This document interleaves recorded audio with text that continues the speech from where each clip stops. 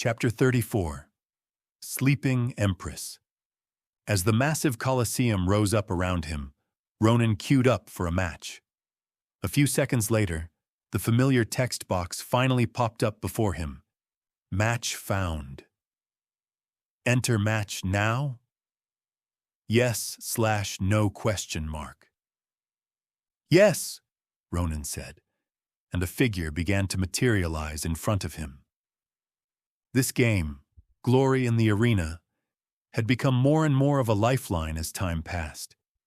It helped him keep his head clear, it improved his body faster, and it helped strengthen his mind. Not to mention all of the cool new techniques he'd learned.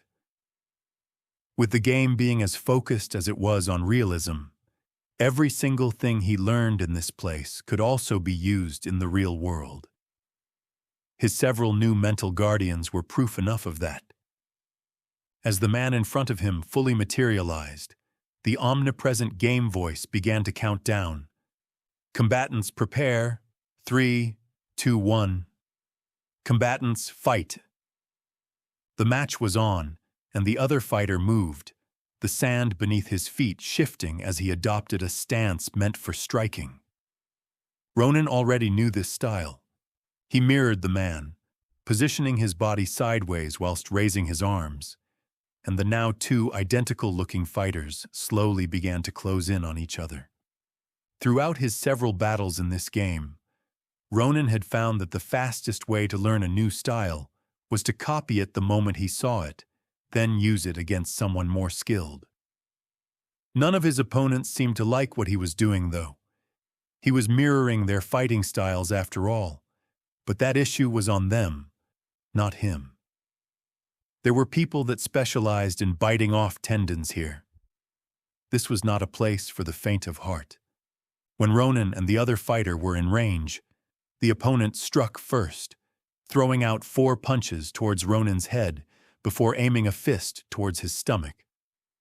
Ronin swayed from side to side, dodging all 4 of the punches, then raised a knee as he blocked the last strike. Before the guy had a chance to follow up with a kick, Ronin next threw in 4 punches of his own, every strike an exact image of his opponent's. I don't think there is much I can learn from this guy, Ronin thought as he felt a fist connect with the man's face. He'd hold on for a little longer in case this guy knew some new moves, but he didn't hold much hope. The two fought some more, Ronin only getting more and more disappointed the longer the fight went on. Eventually, he just gave up, ending the match with a swift uppercut before watching as the man dematerialized from the arena. Towards the end, even this guy seemed to have given up on his own abilities. If anything, ending this match now was showing mercy. Ronin queued up for another match. Player now in queue, ranked matchmaking in progress. Match found. Enter match now? He said aloud, yes, and a new figure spawned into the arena. As the game voice once again began counting down, Ronin leaned his head back and inhaled deeply. The sun here was much stronger than back on Concordia. Every second he stayed in this game, he felt the sun energize him, lifting his mood as it infused him with a continual stream of much-needed serotonin. Ronin couldn't wait to leave his planet and feel a sun like this in the real world. Before he had the chance to daydream more on the matter, though, the game voice finished the countdown and the match began. Ronin's new opponent immediately positioned his body low as he spread his arms. This guy seemed to be some sort of a grappler. Ronin mirrored the stance, and the two began to prowl across the sand as they moved in closer. His last opponent hadn't had anything to teach, but this guy seemed a little different. Perhaps he'd be shown something new. Ronin went from match to match, losing some, but winning most. Most of the techniques he encountered, he'd already seen some variant of before. It wasn't until about an hour into the fighting that he actually encountered something truly new. The opponent, a man named Thousand Palms III, closed in with open hands, but not to grapple. When he was in range, the man struck out, but instead of using a fist or an open hand, he used but a single finger. Ronin felt that finger dig into his shoulder, and his entire left arm went numb. He attempted to move the arm, the endeavor straining him to the limit, but the arm wouldn't budge.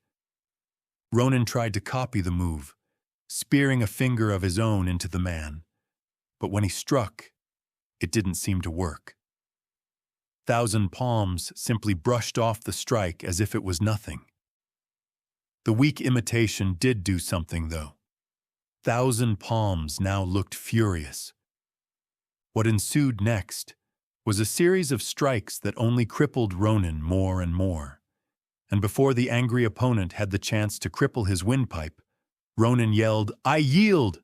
and the match was over. What in the void was that? He thought in shock as he arrived back in the lobby. That technique had been incredible. To cripple an entire limb with just a finger. If he hadn't felt it himself, he never would have believed it was possible. Unfortunately, he hadn't learned much of anything from that short exchange. This seemed to be a high-level technique, and there was no way he'd learn enough to master it from just one match. Ronin sighed in disappointment. If I'd only had more time. That's when the unexpected happened. Thousand Palms III has requested a rematch. Accept? Yes/no question mark. Ronin's eyes shot up in shock.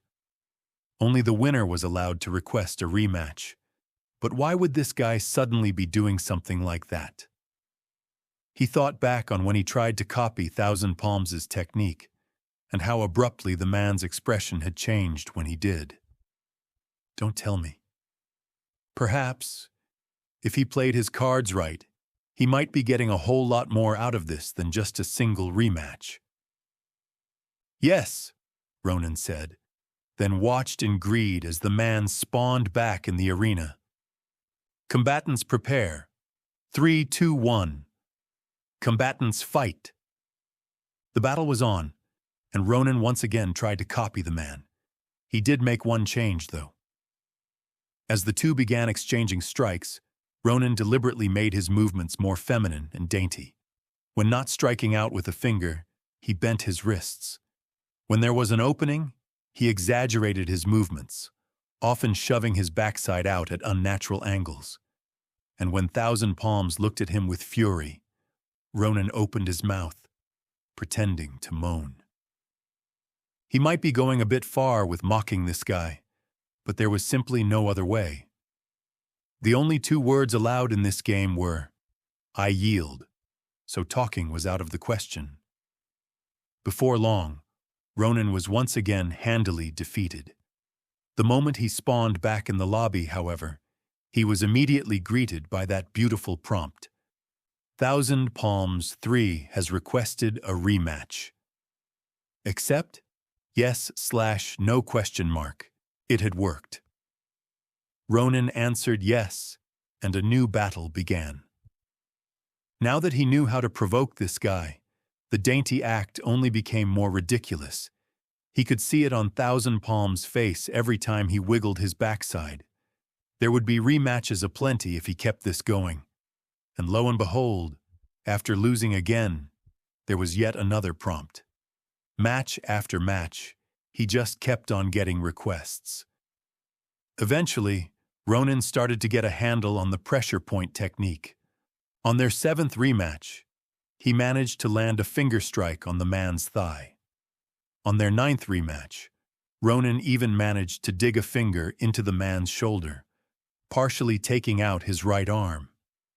He did eventually lose the battle later, but that didn't matter.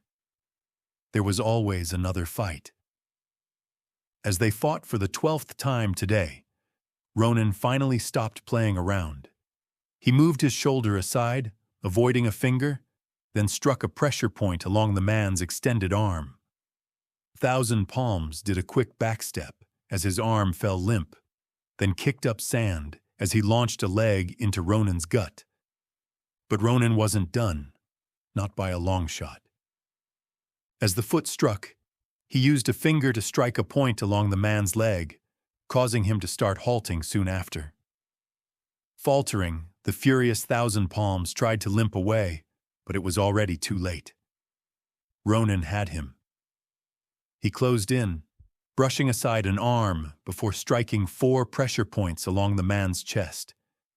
Now visibly struggling to breathe, Thousand Palms shouted in surrender. "I yield!" His voice was hoarse and strained. Ronin grinned with pleasure. Beating the man at his own game was as ironclad a proof as he could get. He'd begun to master the technique. Winner, inevitability.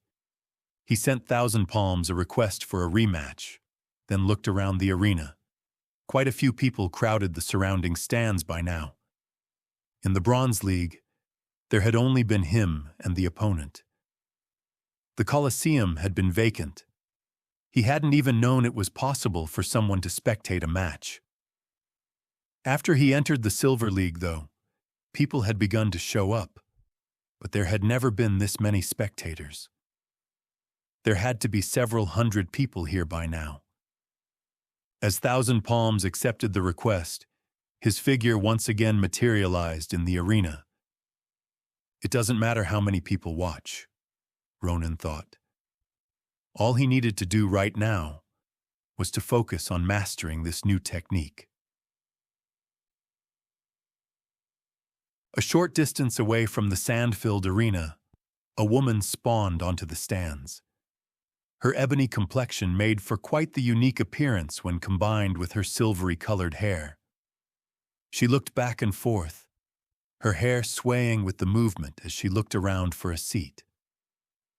She'd spotted the name of Thousand Palms 3 when leisurely searching for a match to spectate, but had been quite stumped when she noticed the name being all the way down in the Silver League. Why would someone with such an esteemed name be all the way down here? She'd fought Thousand Palms 1 before when she was in the Diamond League, and had struggled quite a bit before beating him. Could this Thousand Palms 3 be a fake? Out of curiosity, she'd entered the match. Now, however, as she saw Thousand Palms 3 spawn onto the sand, then begin to fight, she couldn't quite believe her eyes. "Why are there 2 of them?" she blurted out. "They've been going at it for a while now," a man beside her commented. "In the beginning, the guy called Inevitability lost match after match, but Thousand Palms just kept asking for more." The man chuckled. "Not that I can really blame him, though. I would have re-challenged Inevitability myself if he'd done something like that to me. To imitate someone's style in such an abominable way, Inevitability has got to be one of the most disrespectful fighters I've ever seen." Below in the arena, Thousand Palms was now visibly beginning to struggle, but the silver-haired girl had seen no signs of disrespect. "What do you mean?"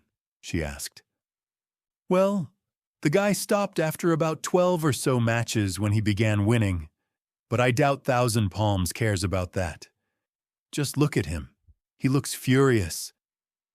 The man laughed. She watched in wonder as the mysterious figure mirrored the famous style, striking pressure points one by one in the same manner that all the Thousand Palms did. As the battle raged, the opponent only became more and more crippled, eventually leading to another win for Inevitability. Interesting, she thought.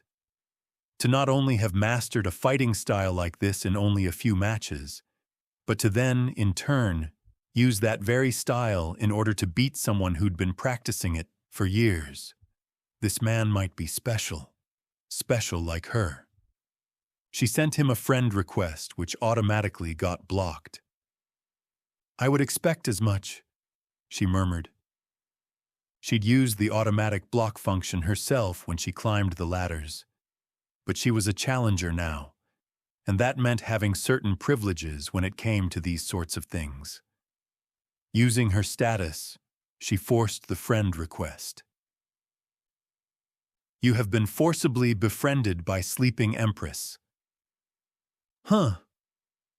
Ronin, baffled, looked at the new name in his friends list. When did this become possible? The forced befriending had been so distracting, the timer had run out, and it was now too late to re-challenge Thousand Palms. Back in the lobby, Ronin stared at the new name. A ding sounded out, informing him of an incoming message. Apparently, this Sleeping Empress was quite talkative. Inevitability, huh? So you think you can copy styles? How about it? Do you think you could copy me, little man? It was a female voice, and her every word dripped with condescension. He could practically feel her looking down at him. Ronin immediately sent her a request for a match. This girl needed to be taught a lesson. Despite still being in the Silver League, he'd already beaten some opponents in brackets above that. And this, Sleeping Empress, would be no different. Shortly after, Ronin saw a screen appear before him, but it was different from the normal azure blue text boxes he'd gotten used to by now. This one was golden. Sleeping Empress has accepted your challenge. Enter match now? Yes/no question mark. Ronin was a bit taken aback. Golden text box? Could she be a high ranker or something? It didn't matter. If he'd learned one thing after his parents passed, it was to never let an insult like this go unpunished. If you did, you'd get eaten alive in the slums. Yes, he said, and the environment changed as the large surrounding coliseum descended to the ground and the sandy arena was replaced by a flowery field. Ronin next saw a wooden fence rise up. Is this some sort of private arena? He wondered. He'd never seen anything like this before. In front of him, a silver-haired girl emerged, looking no older than 20. Her face was like something out of a fairy tale. Brown skin, green, sparkling eyes, a perfectly fitted nose, and cheekbones so complimenting they could have been sculpted by a master craftsman. She was so beautiful he struggled taking his eyes off her. But the arrogant girl had to be taught a lesson. As the dark, omnipresent voice began counting down, Ronin readied himself. He relaxed his muscles, then lowered his posture. Then, as the count finally hit 0, he tensed every single muscle he had before bolting forward. He quickly reached the girl, then threw out a couple of jabs to test the waters. Tilting her head, the silver-haired girl dodged the strikes gracefully with only millimeters to spare. She's good, he admitted. Changing his approach, he opted for his new nerve point striking technique, opening up his fists as he tried striking a pressure point along her shoulder. Crack! His finger snapped as she intercepted it with an elbow. I've fought men much better than you in Koshijutsu. She scoffed arrogantly. They could talk mid-fight now? Another new development. Closing the distance, he attempted to bring her down with him in a takedown, but as he was about to grab her, he noticed a closed fist. Is she planning to strike me from this distance? We're not even half a meter apart. It couldn't possibly.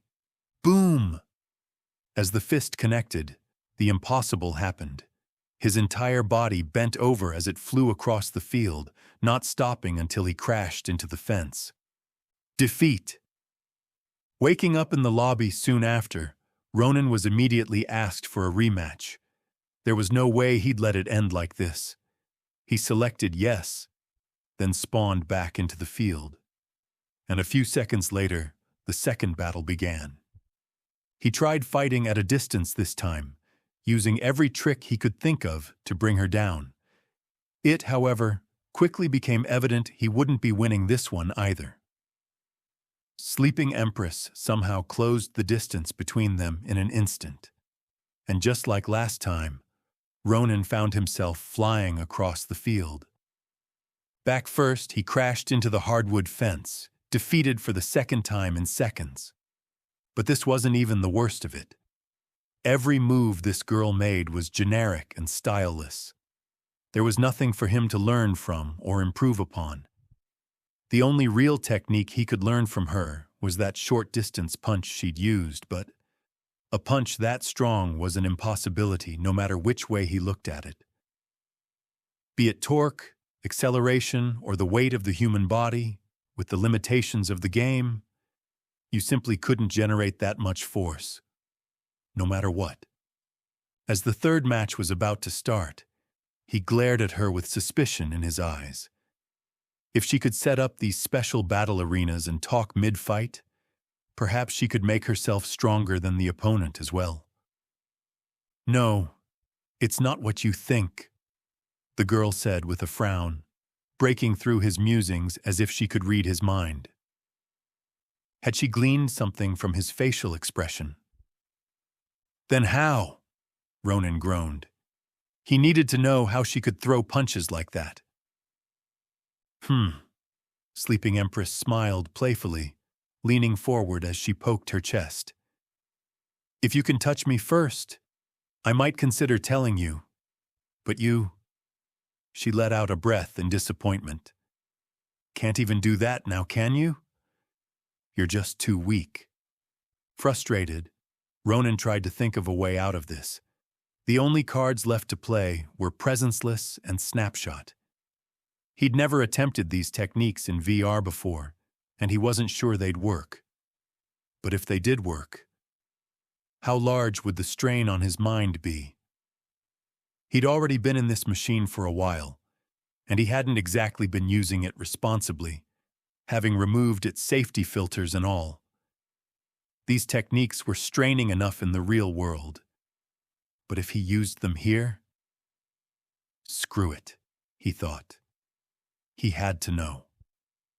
Ronin silently murmured, "Apocalypse," then charged ahead.